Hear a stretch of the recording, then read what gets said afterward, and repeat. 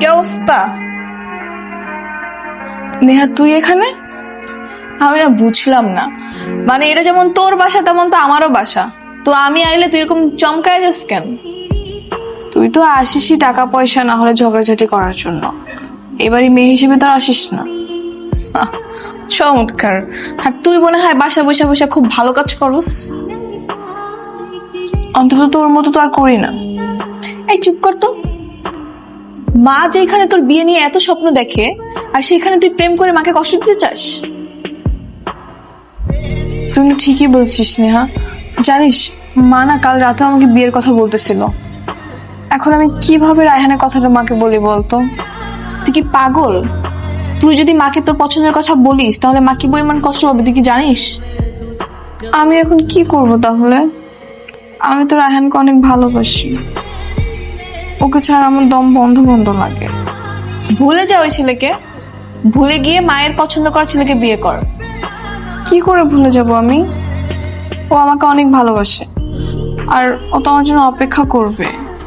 তোর কাছে কে বড়, মা বড় নাকি এই 2 দিনের পরিচয় হওয়া ছেলে বড়, কোনটা? অবশ্যই মা বড়। হ্যাঁ, মা যেহেতু বড় তাই ওই ছেলেকে ভুলে গিয়ে তুই মায়ের পছন্দ করা ছেলেকে বিয়ে কর। হ্যাঁ বুঝতেছি তোর ইমোশনটা, তোর একটু কষ্ট হবে। তুই এক কাজ কর, ফার্স্ট ওর নাম্বারটা ব্লক কর, তারপর তোর ফোন থেকে ওর ছবি ভিডিও সবকিছু ডিলিট করে দে, দেখবি আস্তে আস্তে এমনি ভুলে যাবি।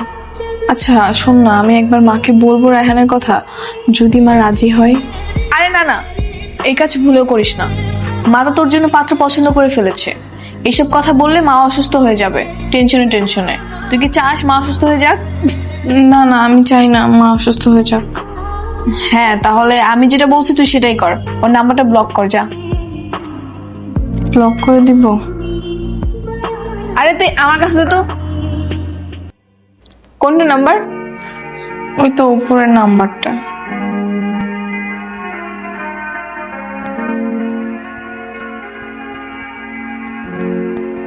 এনে ব্লক করে দিলাম। তুই কিন্তু আর ভুলে যোগাযোগ করবি না, তা না হলে কিন্তু ভুলতে পারবি না, মনে থাকবে। আর কান্নাকাটি করিস না, একটু কষ্ট হবে, দেখবি আস্তে আস্তে সবকিছু ভুলে যাবি। তাহলে থাক, মা তো মনে ঘুমাইতেছে না, আমি তাহলে চলে যাই মা দেখার আগে। থাক।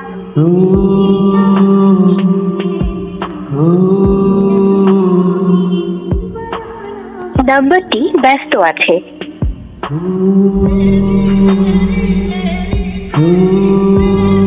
নাম্বারটি ব্যস্ত আছে।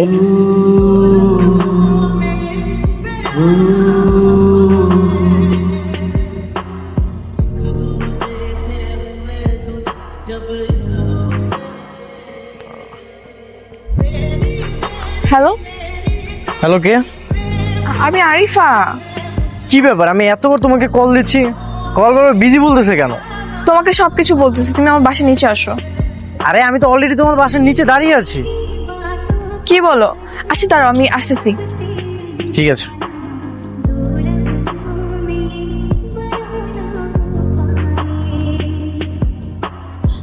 হাই, চলো হাঁটতে হাঁটতে কথা বলি। চলো। আসলে বুঝছো হয়েছে কি, আম্মু না তোমার সাথে কথা বলতে দেখে ফেলছে। আম্মু চায় না আমি কারোর সাথে প্রেম করি, এই জন্য আম্মুর সামনে তোমার নাম্বারটা ব্লক করে দিয়ে অন্য একটা নাম্বার থেকে কল দিচ্ছে। আমি কতবার কল দিয়ে ট্রাই করেছি তুমি জানো? কি করব বলো, আম্মু দেখে ফেলছিল। আচ্ছা যাই হোক, চলো না আমরা বিয়ে করে ফেলি, তখন শুধু তুমি আমার হ্যাঁ আমি তোমার। হ্যাঁ বিয়ে তো করবোই, আমি আর তোমাকে ছাড়া থাকতে পারতেছি না, বাসায় এরকম প্যারা আমার ভালো লাগতেছে না। তাহলে চলো আমরা কালই বিয়েটা করে ফেলি। হ্যাঁ সমস্যা নেই, কিন্তু আমি তো তোমার সম্পর্কে তোমার ফ্যামিলি সম্পর্কে কিছুই জানি না। আচ্ছা, আমার বাবা দেশের বাইরে থাকে, মাঝে মাঝে দেশে আসে, আর এখানে আমি আর আমার মাই থাকি। ও তাহলে তো মনে হয় তোমাদের অনেক টাকা, তাই না? আচ্ছা তোমার ফ্যামিলি কি আমাকে মেনে নিবে? প্রথমে একটু ঝামেলা হবে, মানতে চাইবে না। কিন্তু আমার আম্মু না কখনোই মেনে নিবে না, তাই আমরা কখনো বাপের বাড়ি যাবো না, বুঝছো? আস্তে আস্তে সবকিছু ঠিক হয়ে যাবে। সেটা না হয় পরে দেখা যাবে। তাহলে কালকে আমরা বিয়ে করতেছি, হ্যাঁ? তাহলে সবকিছু গুছিয়ে বিকালে চলে আসবো। ঠিক আছে। ঠিক আছে।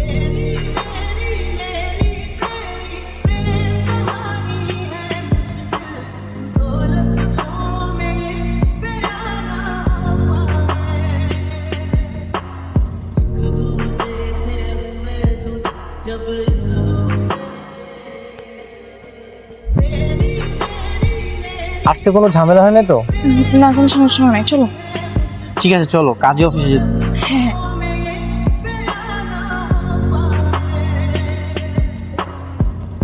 কি ব্যাপার ভাই, কাজী সাহেব ভিতরে নেই, দরজা লাগাচ্ছেন যে? কাজী সাহেব তো ভিতরে নেই। আজকে আর আসবে না? কাজী সাহেব অসুস্থ, কালকে আসেন আপনারা, হয়তো কালকে পেয়ে যাবেন।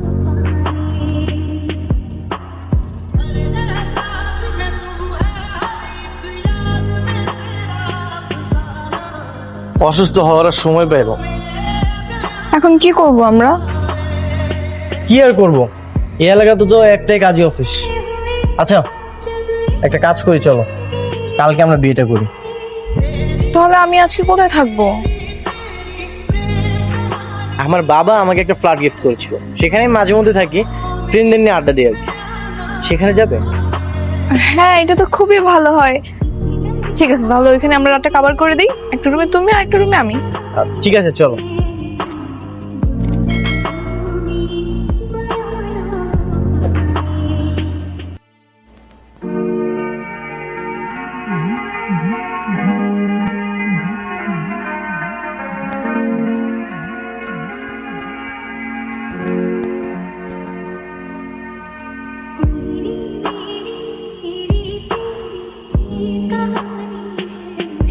এখানে থাকতে কোনো অসুবিধা হচ্ছে না তো? না, আমার নতুন বাসা থাকার অভ্যাস আছে। আচ্ছা, আমি আবার কাজী অফিসে গিয়েছিলাম, সেখান থেকে নাম্বার নিয়ে কাজের সাথে কথা হয়েছে। কি বলছো? কালকে যেতে বলছে। ও, সমস্যা কোথায়? কালকেই না হয় যাবো। আর শোনো, তোমাকে না বলে আমি একটা প্ল্যানিং করে ফেলেছি। কি প্ল্যান? আমাদের বিয়ের পর আমরা 1 মাসের জন্য হানিমুনে যাব, রাঙামাটি ও বান্দরবনে গিয়ে থাকবো। সেখানে থাকার ব্যবস্থাও করে ফেলেছি। কি বলতেছো? হানিমুন করতে হবে বন জঙ্গলে? তো আবার 1 মাস? না না, আমরা তার চেয়ে বরং বাইরের কান্ট্রিতে যাব, অস্ট্রেলিয়া কিংবা ফ্রান্স বা যে কোনো দেশে। আমার বিয়ে নিয়ে কিছু আলাদা স্বপ্ন আছে। আচ্ছা, বলো শুনি। কোন এক শ্রাবণের ঝড় বৃষ্টির রাতে আমাদের বিয়ে হবে।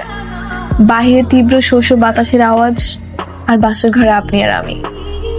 তারপর আপনার কাঁধে মাথা রেখে দুজনে জানলা দিয়ে বৃষ্টি দেখবো। সুন্দর না? বাহ, খুব দারুণ স্বপ্ন তো। শোনেন, 8-10টা মেয়ের মতো বিদেশে ঘোরার ইচ্ছে আমার নেই, তবে নিজের ভালোবাসার মানুষটার সঙ্গে বান্দরবন কিংবা পাহাড়ি অঞ্চলে ঘোরার আমার খুব ইচ্ছে। আচ্ছা ঠিক আছে, কথা দিলাম, আস্তে আস্তে আমি তোমার সব স্বপ্ন পূরণ করি। আর শুনো, আমরা কিন্তু ফ্যামিলি প্ল্যানিং এখনই করতেছি না, বুঝছো? 5-6 বছর আমরা খুব মজা মাস্তি করবো, তারপর এসব নিয়ে ভাবা যাবে, এখন না কিন্তু। তুমি না বলেছিলে বাংলাদেশের প্রকৃতি তোমার অনেক পছন্দ? বলছিলাম, সমস্যা কোথায়? এখন চেঞ্জ করলাম। ঠিক আছে, তাহলে তুমি ঘুমিয়ে পড়ো, আমি পাশের রুমে আছি।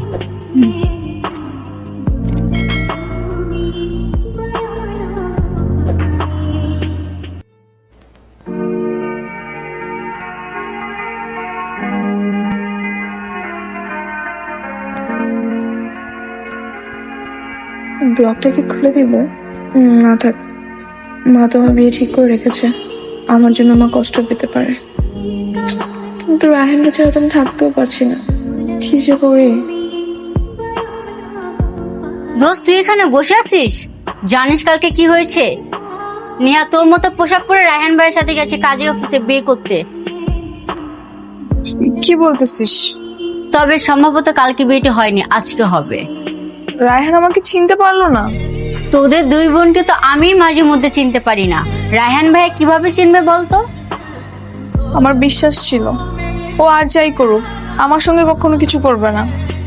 আরে নেহা তো ছোট থেকে এরকম অপরাধ করে তোকে বাঁধিয়ে দেয়, সে স্কুল জীবন থেকে দেখে আসতেছি, তোর মনে নেই? মনে আছে। তো এখন কি করবি তুই?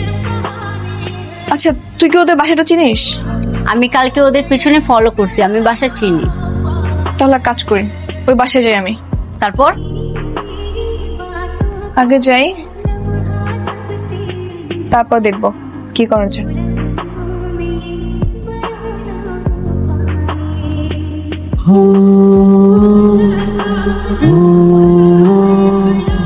তুমি?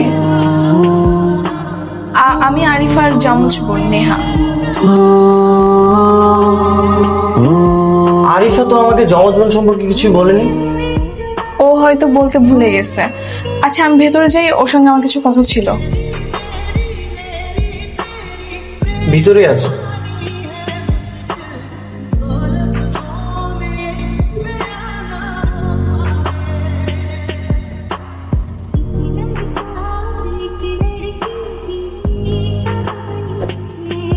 নেহা,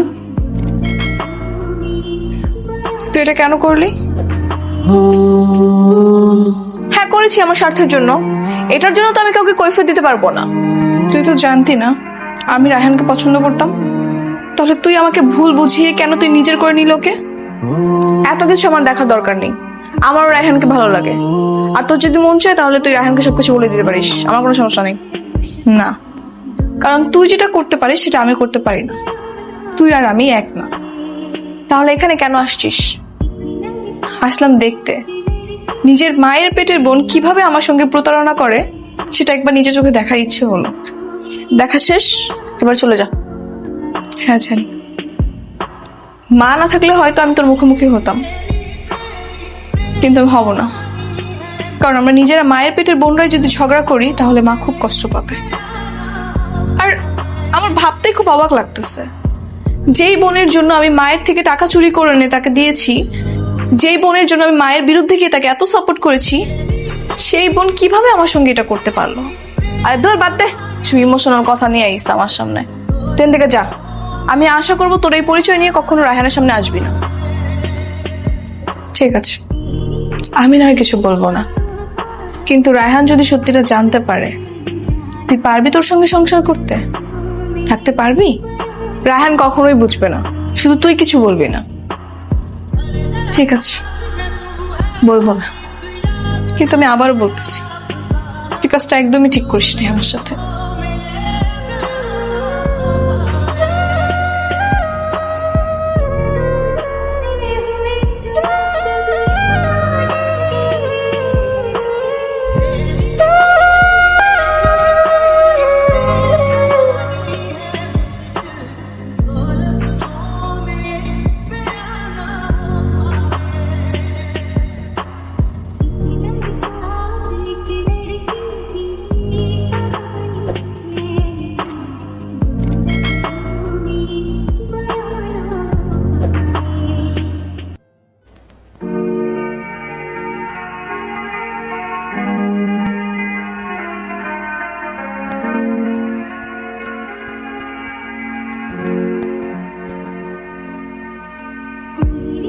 আমার আগে থেকেই সন্দেহ ছিল ওটা আমার আরিফা না, কারণ তোমার মধ্যে যে আবেগ অনুভূতি সেটা না ওর মধ্যে ছিল না।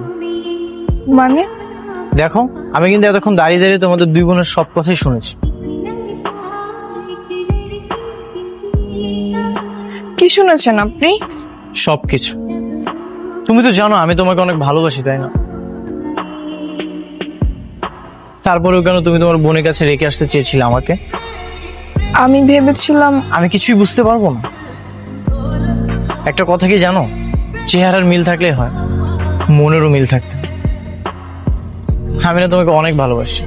এই পৃথিবীর কোনো শক্তি আমার কাছ থেকে তোমাকে কেড়ে নিয়ে যেতে পারবে না। না না না না না না না না না না। কি হয়েছে?